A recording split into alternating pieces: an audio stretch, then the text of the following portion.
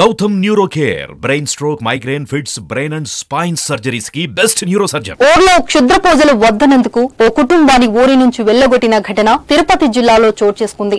ఏర్పడు మండలం అముడూరు పంచాయతీ పరిధిలో పరమాలపల్లి అనే ఆవాస దళిత గ్రామం ఉంది. అక్కడ సుమారు 150 కుటుంబాలు నివాసం ఉంటున్నాయి.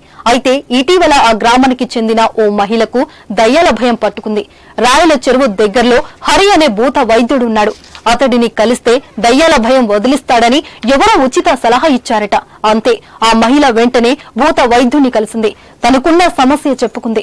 మహిళ వీక్నెస్ ను గమనించిన హరి ఊరి చుట్టూ దయ్యాలు తిరుగుతున్నాయి, వాటిని వదిలించాలంటే గ్రామాన్ని అష్ట దిగ్బంధనం చేయాలని చెప్పాడు.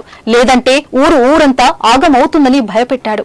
వెంటనే ఊర్లోకి వెళ్లిన ఆ మహిళ గ్రామ పెద్దలను సంప్రదించింది. అన్ని కుటుంబాలను ఏకం చేసింది. ఊరిని అష్ట దిగ్బంధనం కోసం ఒప్పించింది. ఇందుకోసం భారీగా ఖర్చు అవుతుందని తెలిపింది.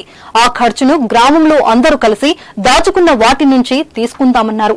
కానీ ఆ డబ్బు సరిపోకపోవడంతో మహిళా సంఘాల నుంచి తలా 3,000 రూపాయలు ఇచ్చేలా ఒప్పందం చేసుకున్నారు. 16 మహిళా సంఘాల నుంచి సుమారు 8 లక్షలు వసూలు చేశారు. ఈ తతంగమంతా గత ఏడాది జులై నుంచి డిసెంబర్ వరకు సాగింది.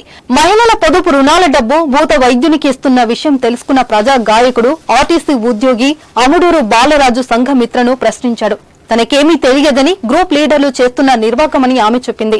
ఇలా చేయడం తప్పని బాలరాజు వారించాడు. అయినా వినకపోవడంతో పోలీసులకు ఫిర్యాదు చేశాడు.